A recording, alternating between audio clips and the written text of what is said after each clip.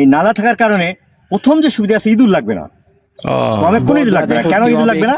ইঁদুর কিন্তু দেখেন, এই যে লাইন থাকার কারণে ইঁদুর কিন্তু আলো বাতাস পাচ্ছে, ইঁদুর আলো বাতাস পছন্দ করে না। দুই নম্বর এখানে কিন্তু উঁচু নিচু থাকে, উঁচু নিচু ইঁদুর কিন্তু উঁচু নিচু পছন্দ করবে না। তিন নম্বর এখানে এই যে নালা থাকার কারণে নালার মধ্যে কিন্তু স্যাঁতসেঁতে থাকে, আর এখানে উপরে থাকে, ইঁদুর কিন্তু স্যাঁতসেঁতে ভিজা পছন্দ করে না, যার কারণে ইঁদুর লাগবে না।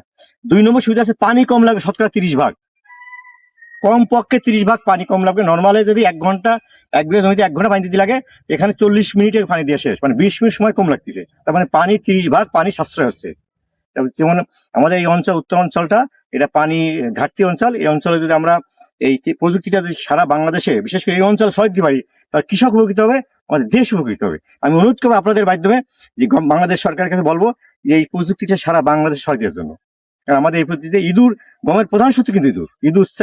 কৃষকেরা বলেন স্যার ইঁদুরের কারণে আমরা গম করতে পারছি না, কিন্তু আমাদের এই প্রযুক্তিটা, একটা ইঁদুর যে দেখাতে পারে মাঠে, একটা ইঁদুর, আমি চ্যালেঞ্জ করছি, একটা ইঁদুর যে দেখাতে পারে, আমি সেই কৈফিয়ত দেবো। খুবই মানে যদিও লাগে একটা দুটো যদি লাগে, সাথে সাথে শেষ চলে যাবে, আর থাকবে না কোনো ইঁদুর নেই। একটা মাঠে দেখেন, এখানে আমাদের প্রায় 45 একর জমিতেই গম আছে, 45 একর, আর 5 একর আছে ভুট্টা, একটা ইঁদুর নাই।